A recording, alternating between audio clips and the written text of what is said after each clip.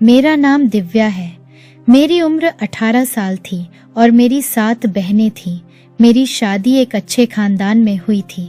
मेरे पति को अपनी माँ से बहुत ज्यादा मोहब्बत थी और वह उन्हीं लोगों में से था जो अपनी माँ के खिलाफ एक शब्द भी नहीं सुनते। लेकिन मुझे यह बात पहले से ही बता दी गई थी। मेरे दिल में कोई सपना नहीं था। मेरी 2 बहनों की शादी भी इसी तरह के खानदान में हुई थी। यहाँ पर तो यह तसल्ली, ठीक है, घर में ज्यादा लोग नहीं थे, सिर्फ एक सास और ससुर थे। मेरी बहनें मुझसे जलन महसूस कर रही थीं कि चलो, तुम्हारे ससुराल में आदमी तो कम है। हम मासूम लड़कियां तंग रहने वाले घराने से होती है तो यही सोचकर खुश हो जाती है कि चलो शादी हो गई, 4 दिन इज्जत मिलेगी, सब आगे पीछे फिरेंगे, बस यही छोटी छोटी खुशियां होती हैं। मेरे साथ भी यही हुआ। शादी के 1 हफ्ते तक मेरी बहुत इज्जत हुई थी, जिसके बाद वहाँ वही होने लगा जो होना था। सास कहने लगी कि तुम चलती कैसे हो, बोलती कैसे हो, तुम खाना कैसे बनाती हो, तुम काम कैसे करती हो, तुम्हें तो खाना बनाना नहीं आता है। उन्होंने मुझे हर तरह से जज करना शुरू कर दिया। मेरे ससुर भी उनका साथ देते और उनकी हाँ में हाँ मिलाते, क्योंकि मेरे ससुर और सास दोनों ही अभी तक काफी जवान थे। उनकी शादी बहुत कम उम्र में हुई थी। मेरी उम्र 18 साल थी, मेरे पति की 20-21 साल थी और मेरे सास ससुर शायद 42 या 44 साल के थे, लेकिन उनकी सोच बिल्कुल ही खानदानी थी। मुझे लगता था कि वह लोग कभी जवान थे ही नहीं। कहते हैं कि घर में सिर्फ सास ही होती है, लेकिन मेरे साथ तो मसला यह था कि मेरे ससुर भी कम नहीं थे। मैं सोचती थी कि मेरे घर में तो 2 सास हैं, दोनों मिलकर मेरा खून जलाती रहती है। मेरे पति का काम तो ऐसा था, वह ज्यादा देर घर पर नहीं रहते थे। वह घर आता और मैं उससे कोई बात करती तो मुझे बुरी बातें सुनाता था कि मैं पहले अपने काम से थक कर आया हूँ और यहाँ पर तुम्हारा ड्रामा ही खत्म नहीं हो रहा है। अब मैंने उससे बात करनी ही छोड़ दी थी। मेरी तो जिंदगी नर्क हो चुकी थी। मैं कपड़े लेकर छत पर जा रही थी डालने के लिए कि मेरी सास वहां पर आई और कहने लगी कि कपड़ों की बाल्टी छत पर रख दो, मैं खुद ही डाल दूंगी। मैंने कहा कि ठीक है। वह ऊपर धूप में बैठने जा रही थी और उनके हाथ में कुछ केले भी थे जो उन्होंने वहां बैठकर खाने थे। मैंने कहा कि ठीक है और दिल में सोचने लगी कि मुश्किल काम तो मैंने कर दिया, अब आसान काम करके मेरे ऊपर एहसान कर रही है। साथ ही मुझे कहा कि तुम मेरे कमरे की सफाई करो। मेरी सास का कमरा काफी पीछे करके बना हुआ था। वहां पर अगर कोई चला जाता तो उसे बाहर की आवाज नहीं आती थी। मैं अपनी सास के कमरे की सफाई करने लगी और थोड़ी देर के बाद मुझे कुछ गिरने की आवाज आई। मुझे लगा कि कोई बिल्ली होगी। मैंने ध्यान नहीं दिया, लेकिन मैं हैरान रह गई। बाहर आई तो सामने का मंजर देखकर मैं हैरान रह गई। मेरी सास छत से नीचे गिरी हुई थी और उसे देखकर लगता था कि उसकी जान निकल चुकी होगी और वह अपने ही फेंके हुए केले के छिलके से फिसल गई थी। मुझे समझ नहीं आ रहा था कि मैं क्या करूं। उस वक्त तो मैं काफी घबरा गई। मैंने अपने पति को कॉल की और ससुर को भी। फिर उनको अस्पताल ले जाया गया, पर डॉक्टर ने कहा कि आप पहले ही इनको मार के लाए थे, वो रास्ते में ही मर चुकी थी, हम इनको नहीं बचा सकते। घर में काफी कोहराम मच गया। अफसोस तो मुझे भी बहुत था। मेरे पति की माँ इस दुनिया से चली गई थी, लेकिन बुरा वक्त भी गुजर ही गया। मेरे ससुर घर में ही होते थे और मेरे पति अपने काम पर जाते थे। कोई किसी के लिए मर नहीं जाता, सब अपनी अपनी रूटीन पर वापस आ जाते हैं। एक दिन मैं घर का काम कर रही थी कि मुझे लगा कि कोई मेरे पीछे खड़ा है। जब मैंने पलट कर देखा तो वह मेरे ससुर थे। मैंने कहा, जी आपको कुछ चाहिए? तो उन्होंने मेरी तरफ पानी का गिलास बढ़ाया और कहा कि कब से गर्मी में काम कर रही हो? यह घर बड़ा मनहूस है, यहाँ पर तुम्हारी सास मरी है, कहीं तुम भी ना काम करते करते मर जाओ। अपना ख्याल रखा करो, पानी पी लो। मुझे बहुत हैरानी हुई कि मेरे ससुर को मेरा इतना ख्याल कहाँ से आ गया कि वह मेरे लिए पानी लेकर आए हैं, वह भी खुद से ही। प्यास तो मुझे वाकई बहुत लग रही थी। मैंने पानी पी लिया, उनका धन्यवाद किया। फिर सोचा कि शायद इंसानियत जाग गई होगी। आखिर मैं भी तो किसी की बेटी हूँ। किसी के घर से उसकी बेटी को लेकर आना बहुत बड़ी जिम्मेदारी होती है। लोग कहते हैं कि हम बहुत ख्याल रखेंगे, लेकिन ख्याल रखता कोई नहीं है। हो सकता है ससुर का दिल नर्म हो गया था, क्योंकि उनकी पत्नी इस दुनिया से चली गई थी। सुना था अपनी पत्नी से बहुत मोहब्बत करते थे, बहुत आशिक मिजाज थे। दोनों ने पसंद की शादी की थी। ऐसे हमसफर अगर आपके साथ ना हो तो हालात इंसान को नर्म मिजाज बना देते हैं। मेरी सास घर से क्या गई, घर में कोई अच्छी चीज नहीं बन रही थी, ना कोई टीवी देखना देता था। अजीब शोक का माहौल बना रखा था। मैं गलती से टीवी देखने लगी तो मेरे पति ने मेरे साथ झगड़ा करना शुरू कर दिया। जबकि मेरी सास की मृत्यु को आज 3 हफ्ते हो चुके थे, लेकिन मैं भी खामोश हो गई और मैंने उनसे माफी मांगी। मैंने कहा कि माफ कर दो। ऐसे ही बैठी थी, दिल परेशान हो रहा था। उन्होंने कहा कि तुम्हें क्या पता हमारा दिल कितना परेशान हो रहा है। मेरी माँ दुनिया से चली गई है। एक दिन शाम हुई तो मेरे ससुर मेरे लिए खाने की कुछ चीज लेकर आए और मैं हैरान रह गई कि ये मेरे लिए आज कैसे ले आए। यह अपनी पत्नी के लिए हमेशा इस तरह की मजे मजे की चीज लाया करते थे। दोनों पति पत्नी मिलकर खाते थे, यहाँ तक कि हमें भी नहीं देते थे। इसके बाद सारी रात उनके कमरे से अजीब अजीब तरह की आवाजें आती रहती थीं। हंसी मजाक करते थे, हंसते थे, फिल्में देखते थे। मैंने कहा कि आपको अपनी पत्नी की याद आ रही है, इसलिए आप उनकी पसंद की चीज लेकर आए हैं। उन्होंने कहा, नहीं, मैं ये तुम्हारे लिए लेकर आया हूँ। तुमने अच्छी चीज नहीं खाई है, अपने पति को बताने की जरूरत नहीं है, उसके आने से पहले ही खा लेना। मैंने कहा, ऐसे तो बुरा लगता है, उनको पता चल गया तो। उन्होंने कहा कि उसको पता नहीं चलेगा, कचरा कूड़े में फेंक देना, और वैसे भी उसको तुम्हारी कोई फिक्र है ही नहीं। बात तो ठीक थी, मेरे पति को मेरी कोई फिक्र नहीं थी। मैंने मजे से वह चीज खाई और उसके बाद ना जाने मुझे क्यों इतनी अच्छी नींद आ गई कि मैं सो गई। लेकिन जो हुआ वह देखकर तो मेरे कदमों तले से जमीन निकल गई। मैं सोई तो अपने कमरे में थी, लेकिन उठी अपने ससुर के कमरे से।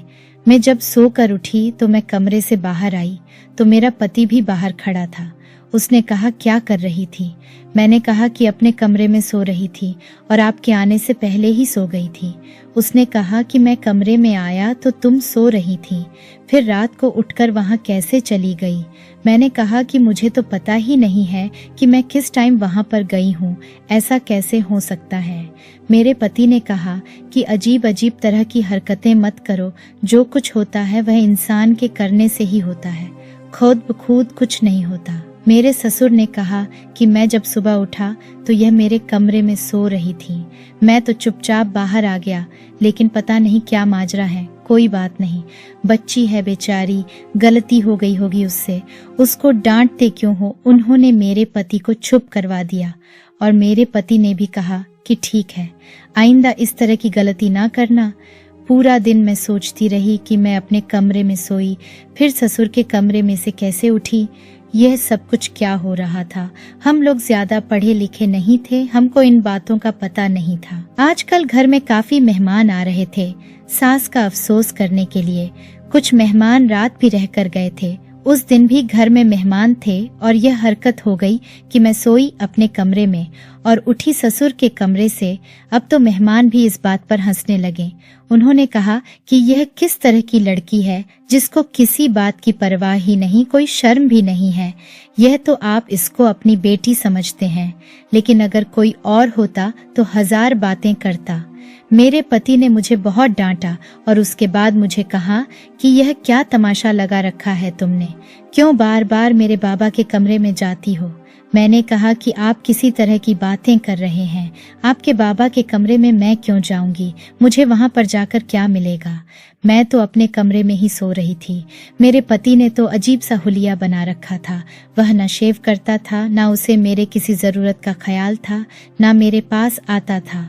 मेरी किसी बात की उसको फिक्र नहीं होती थी। बस माँ के गम में अजीब सी हालत में आ गया था। लोगों की माँ मर जाती है, माँ बाप बड़े होते हैं, हमसे पहले इस दुनिया से चले जाते हैं, लेकिन ऊपर वाला यह तो नहीं कहता कि मरने वालों के साथ मर जाओ। दुनियादारी तो निभानी पड़ती है। जिंदगी तो चलती रही थी, लेकिन मेरे पति को कोई परवाह नहीं थी। उसने मेरे करीब आना भी छोड़ दिया था। हमारे बीच में पति पत्नी वाला कोई संबंध नहीं था। मुझे अपने पति की जरूरत महसूस होती थी। मैं उसे इशारे भी करती थी औरत ज्यादा से ज्यादा क्या कर सकती है? इशारा कर सकती, अपनी जुबान से कुछ नहीं बोल सकती। शरीफ घर की लड़की थी, मुझे इस तरह की बातें नहीं सिखाई गई थी और यही सिखाया गया था कि कभी पहला कदम नहीं बढ़ाना, नहीं तो पति समझेगा कि यह औरत ठीक नहीं है। इसीलिए औरतों में शर्म होती है और वह पीछे हटती है। पति का काम होता है कि वह खुद आगे बढ़े, लेकिन मेरा पति तो न जाने कौन सी दुनिया में खो गया था। ऐसा लगता था कि यह बदल गया है। पहले थोड़ी बहुत प्यार मोहब्बत की बात तो कर लेता था, कम से कम मुझे मेरा हक तो देता था, लेकिन अब तो ये बिल्कुल ही सारी चीजें से पीछे हट गया था, ना 3 में ना 13 में। ऐसे में मेरे ससुर अगर मेरा थोड़ा सा भी ध्यान रखते थे तो मुझे बहुत अच्छा महसूस होता। मेहमानों ने भी बहुत बातें बनाई कि यह लड़की पागल है। मेरे ससुर हमेशा मेरे लिए कोई ना कोई खाने पीने की चीजें लेकर आते थे और जिस दिन भी मैं वह चीज खाती थी मुझे बहुत ज्यादा नींद आ जाती थी और उसके बाद फिर सुबह मैं अपने ससुर के कमरे से निकलती थी। अब तो मेरे ससुर ने बाहर चारपाई डालनी शुरू कर दी थी। वह कहते थे कि मौसम बेहतर हो रहा है, सर्दियां खत्म हो गई हैं, मैं बाहर ही सो जाया करूंगा। ये मेरे कमरे में आ जाती, मुझे बहुत अजीब सा लगता है। मेरे पति ने कहा कि अपने कमरे को अंदर से लॉक क्यों नहीं लगाती हूँ, लेकिन उनका कहना था कि मेरे कमरे का लॉक खराब हो गया है। मेरे पति ने किसी से पूछा तो उसने कहा कि लगता है तुम्हारी पत्नी को नींद में चलने की बीमारी है, लेकिन यह बीमारी मुझे किसी समय हो गई। मुझे तो यह बीमारी कभी थी ही नहीं। मैं अपनी बहनों के साथ कमरे में सोती थी। उन्होंने तो कभी नहीं कहा कि ऐसा हुआ है। जब किसी इंसान को यह बीमारी होती है तो उसे खुद पता नहीं होता कि उसके साथ क्या हो रहा है। वह नींद में चल के कहीं भी चला जाता है, लेकिन इसके आसपास के लोगों को तो पता चलता है। मुझे तो आज तक किसी ने यह बात नहीं बताई थी। मेरे पति ने कहा कि तुम कुछ दिन अपने घर चली जाओ, अपने माँ बाप के घर रह आओ, तुम्हारा मूड ठीक हो जाएगा। मैं अपने माँ बाप के घर चली गई तो मैंने अपने बहनों से पूछा कि क्या मैं रात को नींद में चलती थी, तो उन्होंने कहा कि नहीं, तुम क्यों रात को नींद चलोगी, तुम तो एक दफा सोती हो तो उसके बाद सुबह ही जागती हो।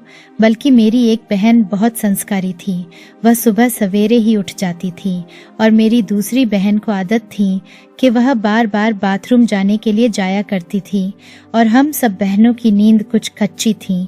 मुझे सब कहते थे कि एक दफा सोती है तो ऐसा सोती है कि इसकी आंख नहीं खुलती है। उन्होंने कहा कि ऐसा कुछ नहीं है।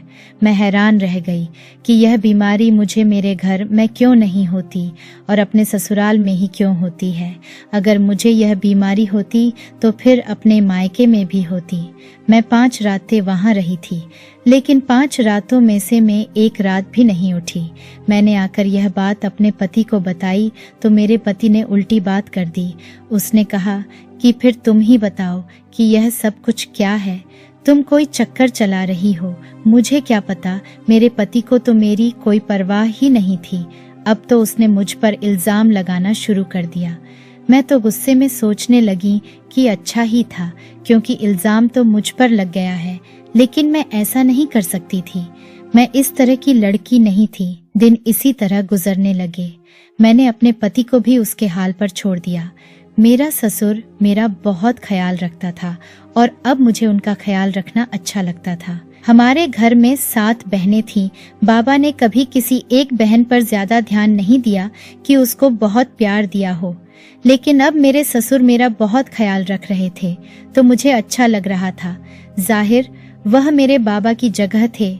कभी मेरे लिए कोई खाने पीने की चीज ले आते, कभी कहते कि बेटी ज्यादा काम ना किया करो, थोड़ी देर बैठ जाओ। कभी खुद चाय बनाते और कहते कि आओ मिलकर चाय पीते हैं।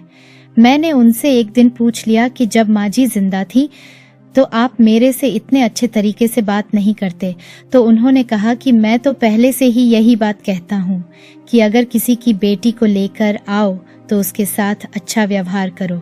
लेकिन मेरी पत्नी बड़ी जालिम औरत थी। उसको खुश करने के लिए मैं तुम्हें डांट दिया करता था उसे यह बात पसंद नहीं थी कि मैं तुम्हें ज्यादा मोहब्बत करूं या तुम्हारे लिए कोई चीज लेकर आऊं।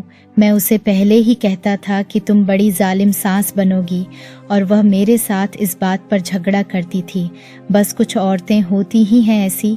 मेरी माँ ने इसका जीना हराम किया था। जब मेरी माँ इस दुनिया से चली गई तब जाकर उसको सुकून मिला था। जब उसकी शादी हुई तो उसको ज्यादा बातों का नहीं पता था, क्योंकि वह बहुत कम उम्र थी।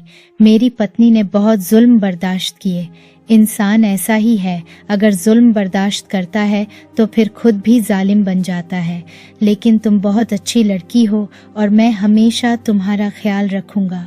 मैं तुम्हारे पति को समझाऊंगा। मुझे पता है उसका रवैया तुम्हारे साथ ठीक नहीं है।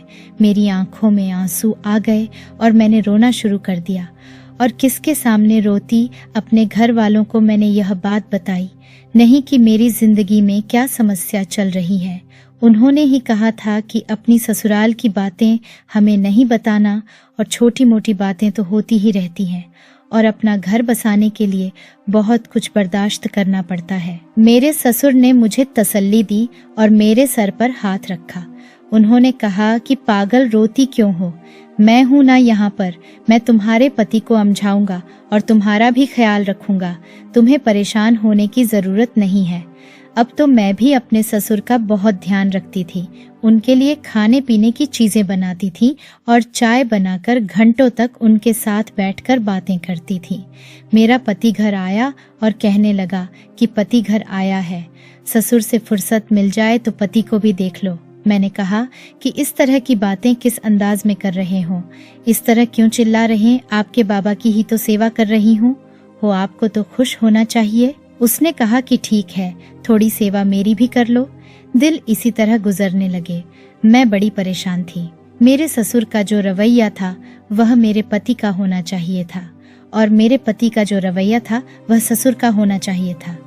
लेकिन यहाँ तो उलटी गंगा बह रही थी। एक दिन मैं घर के काम कर रही थी, लेकिन मेरी तबीयत अचानक से बहुत खराब हो गई और मैं बेहोश हो गई। जब मुझे होश आया तो हमारी एक रिश्तेदार मेरे सर पर बैठी थी और इस तरह की बातें कर रही थी कि बधाई हो, ये तो खुशी की बात है, क्योंकि मैं माँ बनने वाली थी। अभी मेरा पति घर पर नहीं था, लेकिन मेरे ससुर बहुत ज्यादा खुश थे, बहुत खुशियां मना रहे थे। मैं भी सोचने लगी कि जब मेरा पति घर आएगा तो उसे खुशखबरी सुनाऊंगी तो वह बहुत ज्यादा खुश हो जाएगा।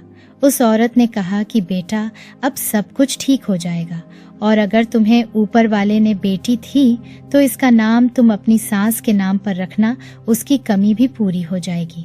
लेकिन ऐसा करने का मेरा कोई इरादा नहीं था, लेकिन फिलहाल मैं अपनी खुशी में बहुत ज्यादा खुश थी। मेरे ससुर ने मिठाई मंगवाई, सबका मुंह मीठा करवाया। वहाँ हमारे रिश्तेदार भी थे और उन्होंने मोहल्ले में भी मिठाई बंटवाई थी। रात हुई तो पति घर पर आया और उसे पता चला तो उसने पूछा कि आज मिठाई क्यों बंटवाई जा रही है। उसने कहा कि क्या खुशी की खबर है? कोई अच्छी खबर नहीं है, मेरी तो नौकरी भी खतरे में पड़ी हुई है। आप लोगों को क्या खुशी है जो आप लोग मिठाइयाँ बांट रहे हैं? मेरे ससुर ने पति को बताया कि अब तुमको परवाह करने की जरूरत नहीं है, क्योंकि अब तो तुम्हारे सारे मसले हल हो जाएंगे, क्योंकि तुम बाप बनने वाले हो। मुझे लगा कि मेरे पति कुछ तो कहेंगे, लेकिन वह चुप गए और अपने कमरे में चले गए। मेरे ससुर भी हैरान रह गए। जब मैं कमरे में गई तो मैंने कहा, खुशी नहीं हुई? उसने कहा कि यह क्या मजाक लगा रखा है, ऐसी कोई बात ही नहीं है, तुम लोग मजाक कर रहे हो। तो मैंने कहा कि मजाक नहीं है, क्योंकि मैं तो अभी डॉक्टर से सब कुछ पूछ कर बैठी हूँ। आप किस तरह की बातें कर रहे हैं? मेरे पति ने कहा कि यह मजाक ही हो सकता है। मेरे पति की शक्ल लग रहा था जैसे वह बिल्कुल ही मुँह कर गए थे, लेकिन वह यह कैसे कह सकता था कि उसका नहीं है? अगर उसका नहीं था तो फिर किसका था? उसे यही टाइम मिला था मजाक करने के लिए। मैंने यह बात अपने ससुर को बताई तो उन्होंने एक अजीब सी बात कही। उन्होंने कहा कि अपने पति को छोड़ो और अपनी खुशी में खुश रहो, मैं हूं ना तुम्हारे साथ। लेकिन वह ऐसी बात कैसे कर सकते थे? मैं ऐसे कैसे खुश रह सकती थी? इसके रवैया से कैसे बेपरवाह हो सकती थी? उस दिन मेरा मूड बहुत खराब था। मेरे ससुर मेरे लिए कुछ खाने को लाए थे और अभी 5 मिनट ही हुए थे कि कुछ ऐसा हुआ कि मैं हैरान रह गई। मैंने महसूस किया कि मेरे ससुर मुझे उठाकर अपने कमरे में ले जाना चाहते थे। शायद समझ रहे थे कि मैं बेहोश हूँ। मैंने जोर डाल दिया। मेरा पति भी जाग गया और उसने भी यह सब देख लिया। मेरे ससुर घबरा गए और फिर जो कहानी सामने आई वह बर्दाश्त से बाहर थी। मेरे ससुर जब मेरे लिए कोई खाने की चीज लाते थे उसमें नींद की दवा मिला देते थे, जिसको खाकर मैं बेहोश हो जाती थी और वह मुझे उठाकर अपने कमरे में ले जाते थे। यह बच्चा भी उनका था। साथ ही मेरे पति के कान भी भरते रहते थे मेरे खिलाफ, तभी वह मुझसे दूर हो गए थे। मैं तो हैरान रह गई। कदमों तले से जमीन निकल गई। मेरा पति भी हैरान रह गया। ससुर को पुलिस के हवाले कर दिया। शुक्र है कि मेरे पति ने मेरा साथ दिया और मुझे संभाला, पर जो भी हुआ था बहुत बुरा था। मैं मर जाना चाहती थी। ससुर जेल से निकले तो कभी घर नहीं आए। अब मेरे पति का रवैया मेरे साथ ठीक है, पर अब जिंदगी जैसी नहीं लगती है। अगर आपको हमारी ये कहानी पसंद आई है तो वीडियो को लाइक और चैनल को सब्सक्राइब करना मत भूलिएगा और कमेंट करके इस कहानी के बारे में अपनी कीमती राय जरूर दीजिएगा।